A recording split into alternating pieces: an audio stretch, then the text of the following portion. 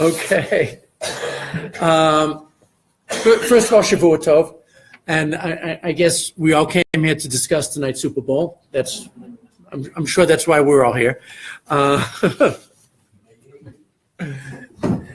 Okay, so we're in the middle of Perek Chavtet, and but I want to review a couple of things before we get going. Perek Chavtet is read most famously Friday night, and it's the last of the 6 psalms representing the 6 days of the week. The next psalm that's going to be recited after this on Friday night is going to be Mizmor Shir Yom HaShabbat, which is about Shabbat. We're actually accepting Shabbat at that moment, and most Meforshim actually say, most poskim actually say that when you say Mizmor Shir Yom HaShabbat, let's say you're not lighting candles, which is most of the men in shul, we accept Shabbat when we say Mizmor Shir, and that's the next poem we're going to do, Be'ezrat Hashem, next week. The other times when this poem is recited, well, let me just say one more word about that. In the poem, we have Shem Hashem, Yud Kei Vav Kei, 18 times, which is one of the reasons we stand for it, because it's like Shmona Esrei, like the Amidah. So one of the reasons that we recite it as the last one representing the days of the week is that's the weekday Shmona Esrei, 18 times Hashem. Also, it has the word kol in it 7 times. We have a couple more kols to do that we're going to pick up in verse Zion in just a minute. The 7 kols represent a lot of things. It could mean the 7 days of creation. It could mean the 7 times that we say brachot in the Shabbat, Shmona Esrei. The Shabbat Amidah has 7 blessings, says Yud Kei Vav Kei 7 times. So some people say it's the source of 7. Some people say that this is a connection to this and, of course, Shabbat. Okay. The other 2 times we say the poem are when we put the Sefer Torah away Shabbos morning, and many Meforshim say that when we put the Sefer Torah away Shabbos morning, this poem, and when we pick up in Pasuk Zion in just a second, you're going to see this is front and center. The poem is really talking about Matan Torah. And so since it's talking about Matan Torah, we sing it with great joy when we are putting away the Sefer Torah. Okay, the other time when it gets recited is less common. But if you do Nusach HaGra, the customs of the Vilna Gaon, then you also recite this poem on the 2nd day, first day Chol HaMoed of Sukkot. And so the Kol Hashem there represents the Hakafot, the singing that we do to the glory of Hashem and the glories of God's control over nature, which of course is the Sukkot theme. There is a custom, I don't know who does it, but there is a custom to say it on Shmini Atzeret. And again, if we say it on Shmini Atzeret, Shmini Atzeret is also Simchat Torah. So again, it has to do with the giving of the Torah, and the 7 kols is, again, the 7 hakafot. So the poem and the numbers in the poem are very, very much connected to the way we use the poem, we utilize the poem throughout our customs. One more point. There's a totally different interpretation of the poem. And we're going to have to remember this from last week because it's going to come up in just a minute. There is a theory amongst a number of historians, non-traditional sources, but also the Malbim agrees with this interpretation, that the poem is specifically talking about a massive geological event, a tremendous earthquake or shifting of the tectonic plates north of Israel. And that's why we have references, a lot of references, to Lebanon and Sirion. Sirion is the Hermon. And what this poem is, according to the Malbim, is a song of thanksgiving by David HaMelech over the fact that Israel was saved from that cataclysmic event, which apparently was extremely destructive. There's a problem with that pshat. The problem is it doesn't have the words of thanksgiving in it. There's, Mizmor LaTodah, Tov Lahodot Lashem. We're missing the Thanksgiving stuff. However, that interpretation is liked not only by the Malbim, but a lot of the more historical approaches, the less traditional approaches to the poem. Now we're up to Pasuk Zion. And how you interpret Pasuk Zion is very much connected to how you view the entire poem. So let's begin this way. Kol Hashem, okay, the voice, the sound of God, chotzev lahavot esh. It splits. Chotzev is like taking, an axe, splitting something. Okay, think of Abraham Lincoln and logs, right? Okay, so the voice of God, the sound of God splits the flame of fire. Okay, let's say you use that pshat, that it's there was a cataclysmic event north of Israel. Then what happens often in earthquakes, that after the earthquake there are tremendous fires, and so that's what this could be talking about. If you go back to the San Francisco earthquake of 1905, there was more damage from the fires than there was from the quake itself. Much of San Francisco was burned down. It's not that fire. In those days, people thought fire came out of the earth. That's not true. What happens is there are fires in homes and whatever, and those fires just catch hold of other things. So there are always terrible, or not always, many times, terrible fires after an earthquake. So that's that pshat. However, I think the much more clever pshat is that it's talking about Matan Torah. It could be talking about the fourth day of creation, again, because, when the heavenly lights, which everybody thought were fires in the sky, okay, were created. But if we go back to the Matan Torah analogy, then what's going on here is when God gave the Torah, that voice, which was so powerful that the Jews could see it, remember, Ro'im et kolot, the Jews could see God's voice because it was, for whatever reason, okay? But that voice, which is so amazing then, was also splitting fire and flames. Now, what does that mean, to split fire and flames? Now, I'm going to ask your indulgence for a second.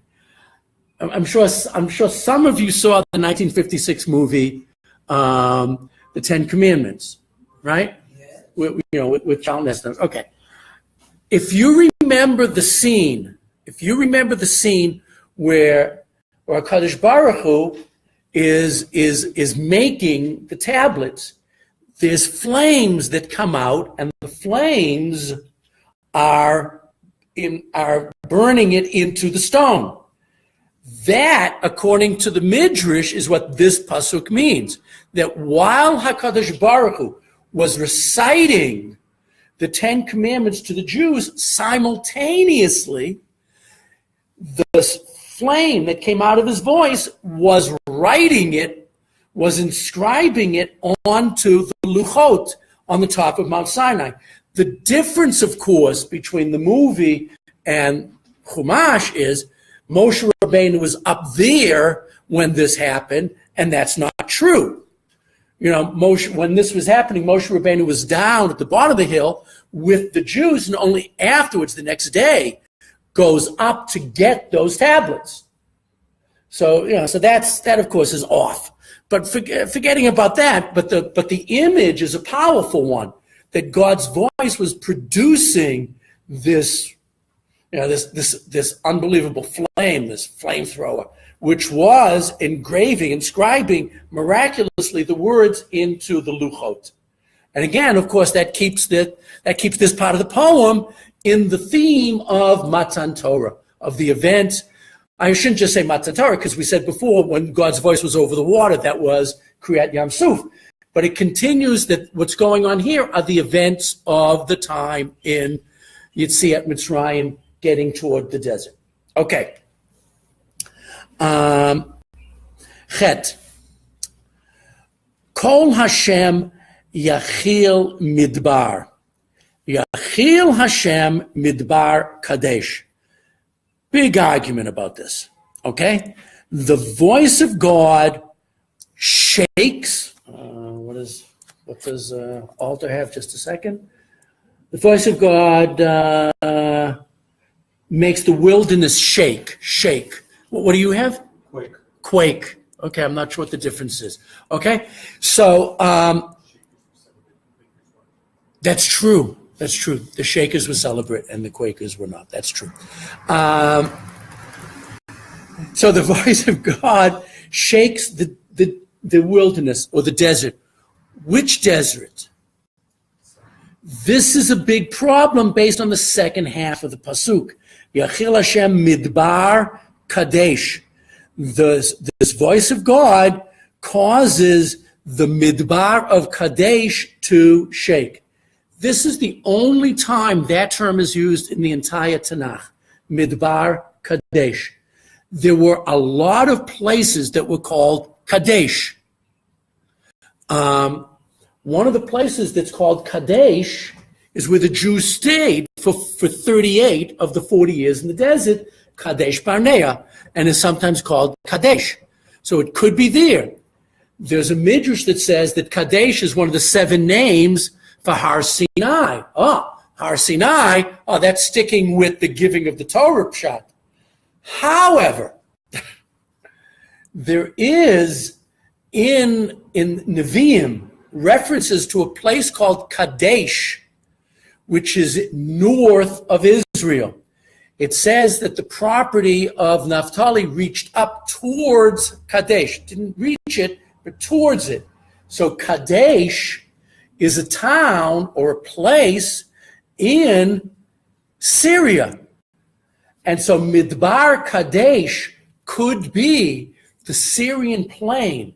Now, if you ever go up north and you go on some of those hills in the Golan and you look over into Syria, you see on your left is the Hermon, massive, impressive, right?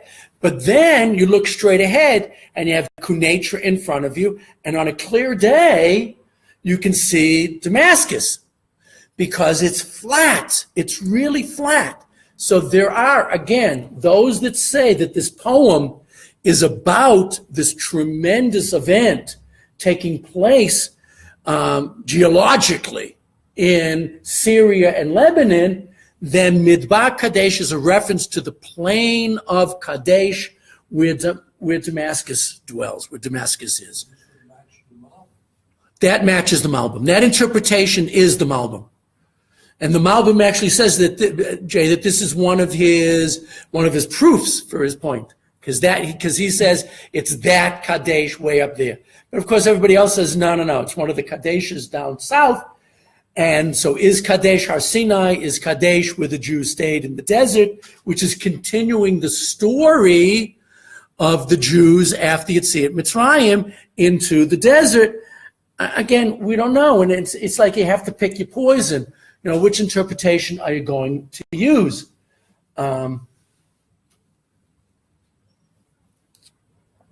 Okay.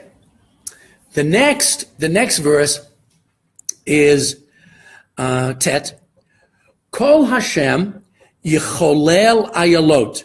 The sound, the voice of God is so amazing that it shakes the does. Like doe a deer, a female deer, okay? Ayalot are female deer, okay? People think that the word tzvi means deer. It doesn't. The tzvi is really an antelope, a small antelope. By the way, around the Efrat, they have those little antelopes running. Though that's the tzvi. Those are not deer. That's the tzvi. I'm sorry? Those are tzvi. Ayalot, which we don't have in Yehuda, they have up north, are massive animals, much bigger animals. The deer is a big, big animal. So this means it shakes the deer or the does. And why the does? Apparently, the sound of Hashem was so awesome and causing quaking or whatever that it caused them to birth. That it causes the birthing, that it brought them to birthing. The Lord's voice brings on the birth pangs of does. That it was like shocked the deer into giving birth. I didn't know that worked.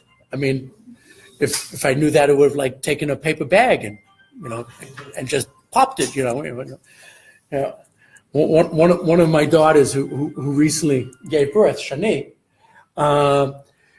when she said, Abba, I can't wait. I just can't wait. So if I knew this, I would have just, gone up there and popped the bag, There you go. Okay. And then it says, Yachil v'yechasof ya'arot. Yechasof means to strip something, lay bare something. And so apparently what we're saying here is the voice of God strips the bark off the trees. Okay? So it again has that connotation of the voice of God is so mafchid, is so awesome and scary, and that it does that. And now comes a tremendous argument. Uvehechalo, and in God's heichal, kulo, everyone or all recite kavod, glory. Now, what is this talking about? Right away, it's machlokes between Rashi and the Ibn Ezra on the pasuk. Rashi says, heichalo is the soon-to-be-built temple in Yerushalayim, and that everybody who reads this poem goes to Yerushalayim, and they go there to say to God, wow. And the wow is kavod, glory. It's glorious. That fits in with the recitation of this poem during Sukkot, right? When people would say, we're praising the glory of Hashem. However, the Ibn Ezra says that this is not a reference to that at all. This is a reference to Hashem's divine celestial palace, and that there the heavenly hosts are saying kavod. Now, there are apparently two different processes going on in the divine palace of Hashem.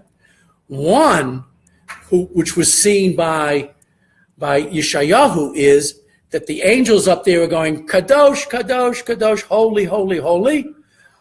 Hashem tzivakot meloch ha'aretz kevodo. So it's saying that God fills the entire world with God's glory, and God is holy in three ways. Okay, I don't want to, go off on too much of a tangent here, but that's what's going on. Kadosh, Kadosh, Kadosh. God is holy, in three ways. God is holy. The traditional way is He's holy all the time, and everywhere, and in every human being. The Rav used to say that the three kinds of holy are, there are three kinds of holiness. There are things that can be holy, there are times that can be holy, and there are people that can be holy. Those are the three kinds of holiness. But there's another statement that was said by Yechezkel, Baruch kavod Hashem mimakomo. And this, according to the Ibn Ezra, is a reference to the verse in Yechezkel. Uvehechalo kulo omer kavod, that's Baruch kavod Hashem mimakomo. Blessed is the glory of God from his place. The place it's talking about is God's Heichal. So this is not a reference to the earthly temple at all. It's a reference to the angels all saying glory, glorious, right, in heaven. So a result of all of these events that are described by the 7 coals, right? The result of that is that the heavenly hosts declare holy. Is that because of the awesome power of God in natural phenomena? Is that because of the 7 days of creation? Is that because of 7 events that it's recording when the Jews left Egypt? And the answer is, D, all of the above.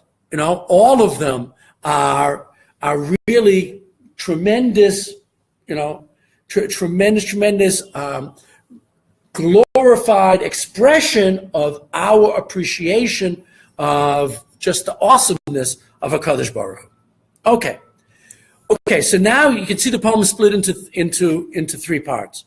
There is the beginning, the poem, the introduction, which we talked about last week, which is about Havu, give God, all this glory. And then we talk about what the glory is. And now is the last 2 psukim. This is the wrap up. This is the wrap up of the situation. Please. There seems to be not, I don't want to say a conflict. The 2 things we say like every morning, one right after the other, say kadosh. Correct. Or it's kavoda. Is everywhere. And then Yechezkel, that's Yeshayahu. Right. And then Yechezkel says that the glory is only in God's palace. So what's the first one? They disagree. Yeah. Their visions were very different. By the way, not only were the visions different, but although I'm going to say something else in a second, not only were their visions different, both of them described seeing angels. And Yeshayahu describes the angels as having 6 pairs of wings, or 6 wings, 3 pairs. Okay? While when you look in Yechezkel, it describes them having 2 pairs of wings, 4. I mean, they're both describing heaven, but their versions, their visions are different. Now, this is a topic for another time. I mean, this is an important topic. Except for Moshe Rabbeinu, the visions of the prophets were not that crystal clear. And so that they're telling us what they perceived. And they each perceived it differently. That doesn't mean the reality is different. That means their perception of how much they could see was different. The only one whose visions and declarations are bidiyuk, are exactly what really happened, is Moshe Rabbeinu, which is why Moshe Rabbeinu is the only prophet that says, V'yadaber Hashem el Moshe lemor. This is exactly what God said to Moshe, quoting. That's what that means. V'yadaber Hashem Moshe lemor. This is Moshe Rabbeinu quoting HaKadosh Baruch Hu because he got it exactly. He's like a court stenographer, lahavdil, right? How do the later prophets, how do they prophesy vis-a-vis Hashem? No, they say Koamah Hashem. Over and over again, Koamah Hashem, which means thus is what God said. Approximately. This is approximately what God said. And it's a big difference. It's a big difference. The prophets, just didn't have it as clear. They talk about aspaklaria, de meira and aspaklaria de lo meira. In other words, they're seeing it through a glass. So Moshe Rabbeinu saw it through a perfectly clear glass, okay? While the other prophets were seeing it through, if I can borrow a phrase from T.S. Eliot, they were looking through a glass darkly. And so that's why there are many, many discrepancies. Many, many discrepancies. Okay, Hashem lemabul yashav, vayeshev Hashem melech olam. Now, what is this flood? And by the way, the word mabul does not mean a flood. A mabul mayim means a flood. So there are Meforshim that say that this is a reference to the flood of Noach, and which is called a mabul, which really means a cataclysm. But Hashem lemabul yashav, God was seated as a result of the flood. What happened after the flood? Everybody in the world, all 8 of them, everybody in the world recognized Hashem, right?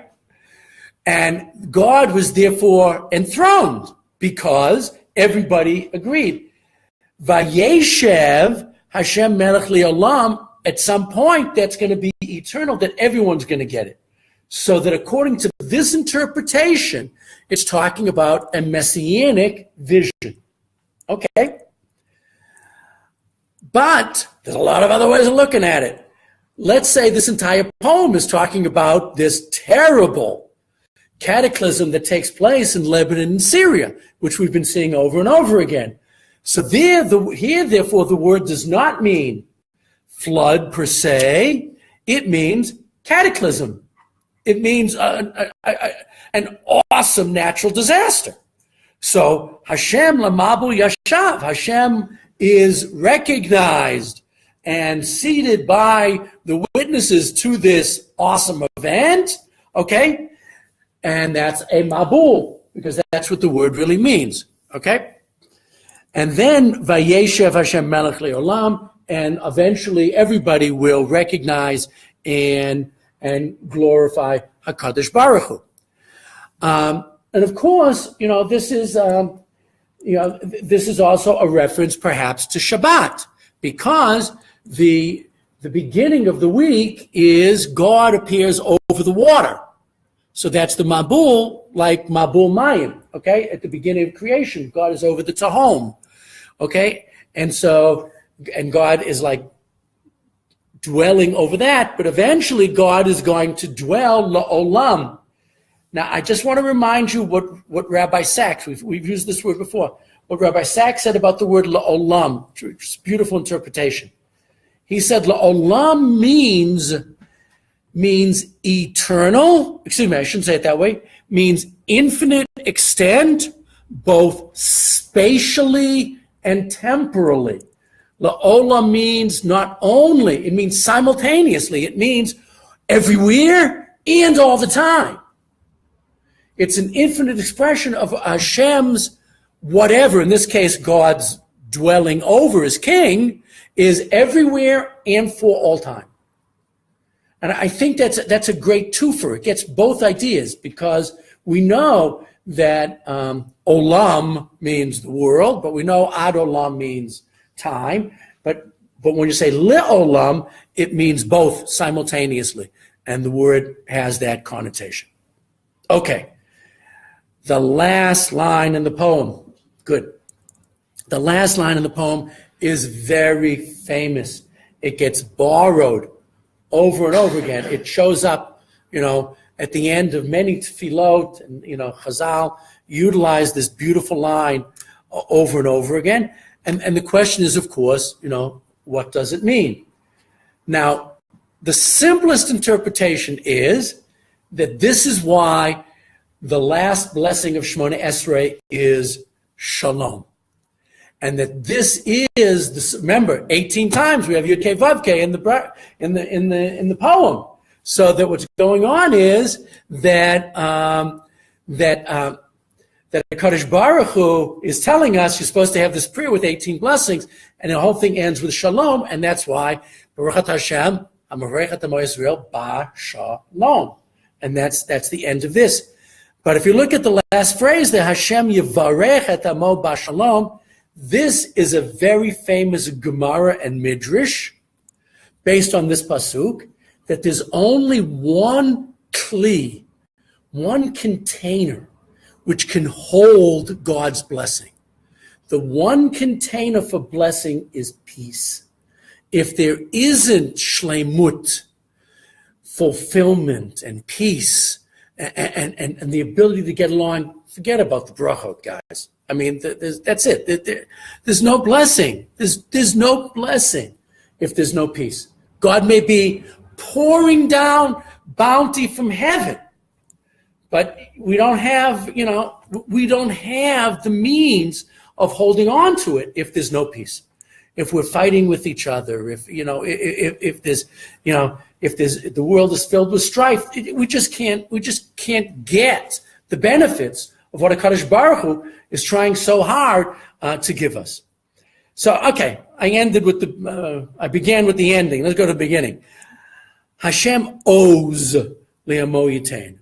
God has given to his nation owes. Now, what do we mean by owes? I'm sorry? Strength? No, not bad at all. Strength, but it's like a special kind of strength. It's not just like, koach and chazak. It's what kind of strength? Oz includes the concept of chutzpah. Oz, azut panim, azut metzach. It's got this concept in it of a little bit of feistiness. Okay? So Oz, God gave us not just, God gave us feistiness. It's true. Okay? That God didn't give us power. He gave us the kind of power that would have stubbornness. Inherent in the term Oz is a little bit of the amkshe oref. We're the stiff-necked people. We're stubborn. We don't give up easily. Now, sometimes we view this, as a negative, but it's often very much positive, because it gives us not just the strength, but the strength of character to fight on against the odds. And the translation here, I just have strength. That's okay.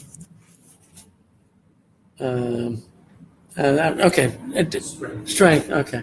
No, it's hard to translate. It's hard to translate. How strength. It's just a little disappointing. You'd think somebody would run to their thesaurus and come up with something. I don't know what. Okay. So what is Hashem owes Le'amo Yitain? Most of the Meforshim say, and this is how we use it, by the way, at the end of like Ein Kelokenu, we say this expression too, Hashem owes Le'amo Yitain. Or when we say it as part of like the siyum, we say that this idea is Torah. What gives us our strength and our feistiness is Torah. So that sits in so beautifully with all of the Meforshim that talk about this poem representing Matan Torah, or at least, and includes those that talk about it being the events following the events following Yetziat Mitzrayim. It fits in there. Hashem owes. He gave us this tremendous dose of power, which of course is the Torah. Should we notate or not? Said something didn't happen yet. Except, no, you're right. Except you have to understand that in poetry, there's a lot of license. And so when when a future is used in a poem, it may mean an event that's already happened. However, it continues. The truth is, I'm glad you brought that up because I wasn't going to. And I think this is an important point. There are many times in biblical poetry that a future tense is used, meaning even though the event itself happened in the past, it's a continuing event and will be, by its nature, eternal. And that idea that idea is in Hashem Yimloch La'olam Ve'ed. I mean, but at that moment, God was accepted as the king over the Jews when they're crossing the Red Sea. They're accepting. They're saying, you know, Hashem is our king. They're saying it. They're believing it. But it's in the future, because the future in biblical poetry could often means an event in the past that continues eternally. No, I'm actually glad because I was not going to mention that idea. Okay, so Hashem owes le'moyitain. Hashem gives tremendous power to his nation. Now what happens? Okay, what happens if the poem's about a cataclysm in Syria? So what does it mean then? What does it mean then? That we can overcome, that we survive. That in that interpretation of the poem, the Jews, by their nature, are survivors. That even when horrible things happen all around us, or happen even to us, that Oz here means the strength of the strength of character, the strength of, you know. Let's be honest. There's nothing more inspiring than a Holocaust survivor who puts the pieces together and rebuilds a life. I mean, you know, we know that there are many Holocaust survivors that didn't do well, and you know, but when you hear and you read and you witness stories about people who really did pick up the pieces from the ashes and continue on, it's just amazing.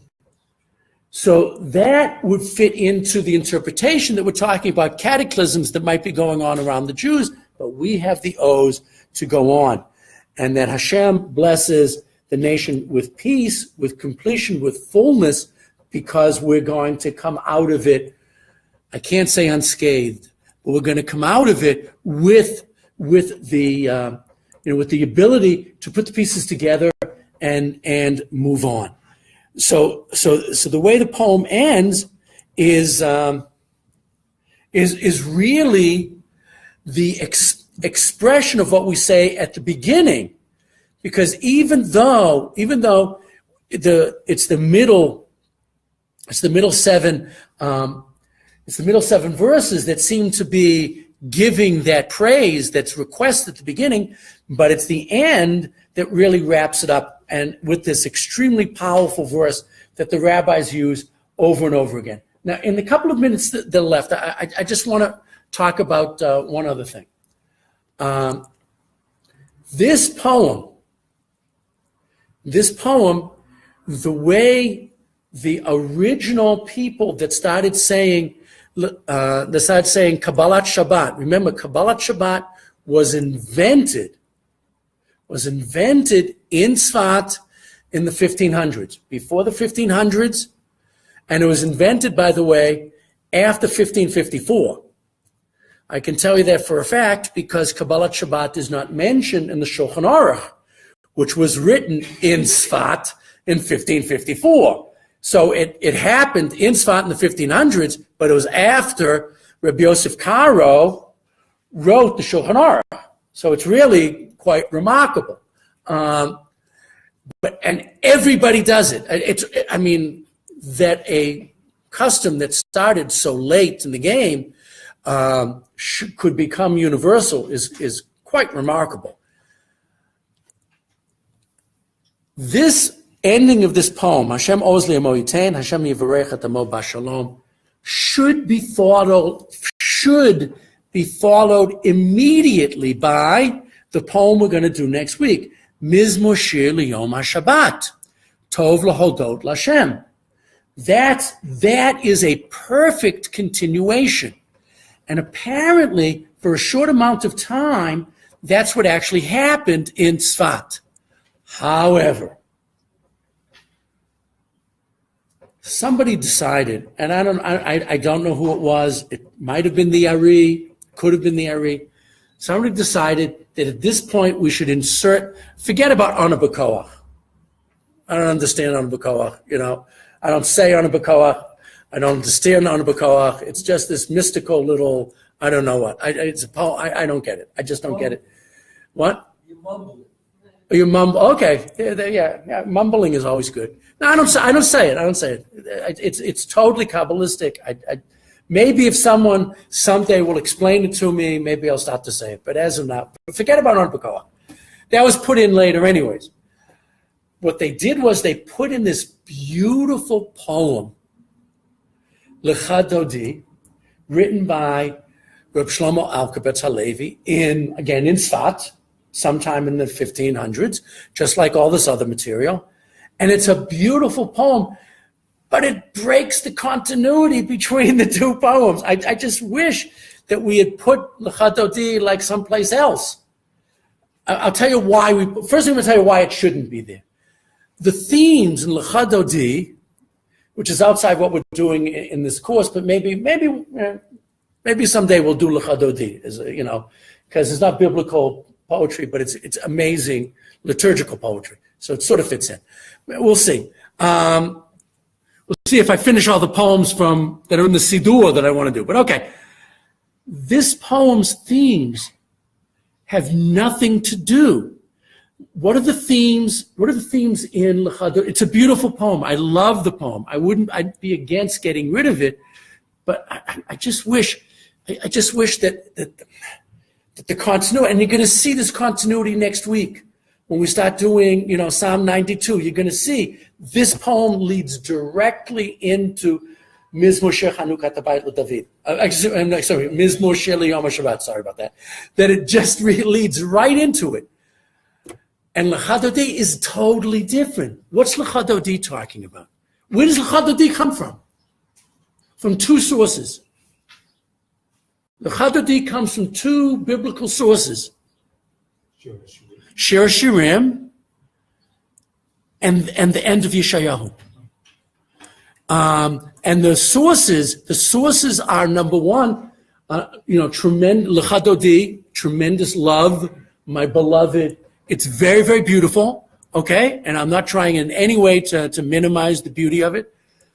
But it also has this idea of Kumi, Ori, which comes from Yeshayahu, which is about get up out of the dust, pick yourself up, put yourself back together again. It's absolutely beautiful stuff. However, it's a break in the theme. Here, this poem and that poem are talking about the glories of nature and God as the creator of our natural order of things. They flow beautifully one into the other. This one, of course, written by David HaMelech, and according to tradition, who wrote Mizmor Shir Liyom HaShabbat? I'm sorry, Adam Arishon is one opinion. There's another opinion. Moshe.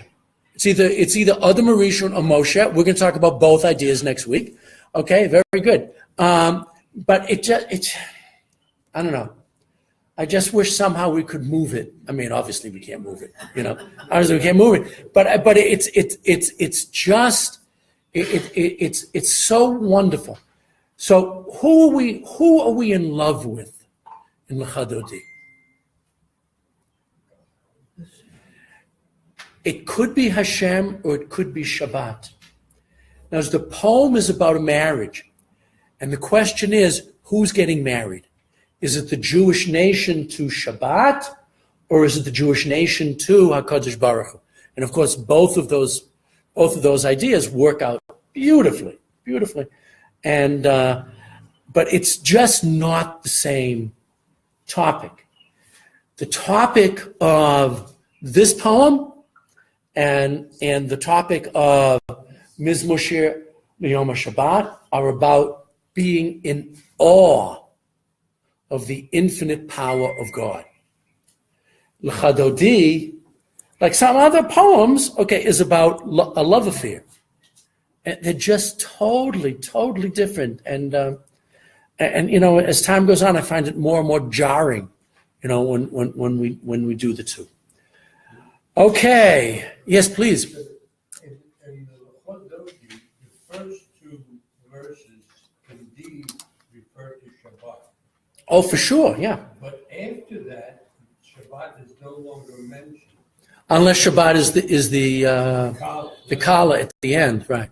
There's a real break there. Yeah, for sure. Yeah. We'll see. Maybe we'll do that. But it's such a beautiful poem. Yeah, it's such a good. Maybe. Okay, we'll talk about it. Even though it's outside what we're doing here, but it might be worthwhile. Please. It just occurs to me. Hashem always tell you the last time. Yeah, sure. It says that the Jews should have an army so that they can have shalom. No, I of course agree with you. One of the proudest things I've ever done in my life was to serve in the IDF. I'm extremely proud of that. No. I only washed dishes in the Army once, and it was a wonderful experience. It was a Shabbat, and we had a nasty Sgan Mempe. The second in command of our unit was a nasty guy, and he wasn't letting us sing at that Shabbat meal. When the Mempe was there for Shabbat, he let us, but this guy was just nasty. And so all the not all, but a bunch of the frum guys, including Heshi Pechter, who was in the unit with me, we volunteered to wash the dishes, and we were singing Zmirot while we were washing the dishes at the top of our lungs, and the Sgan Mempe walked through a couple of times scowling, and he was so upset that we were happy. It just bothered him. He was just a nasty guy. Apropos to that, one time when I was in the Army, I was stationed. For some reason I was with a bunch of guys, not the usual group, and I was the only religious guy there. And I was davening inside, actually next to his tank, and one of the non-religious guys says, "Come out and let us see you davening." Oh, that's nice. That's nice. That's nice. Yeah, I had a similar experience when for a short time, I was in a non-religious unit in the Air Force. I was doing guard duty, and it was Hanukkah when we were there, and all of the guys came over to me and said, would you like Hanukkah candles for us? And, it was very, no. They were, but those are nice experiences. No, but back to your point, that's not the way it's looked at traditionally. Oz here is the strength of character that we get from Torah study. That's the traditional approach. No, but what you said is true. I mean, I agree with you 100%. But that's not the way it's viewed traditionally. Okay, next week, Mizmor Shel Yom Shabbat. Everyone should have a Shavua Tov, a wonderful, wonderful week.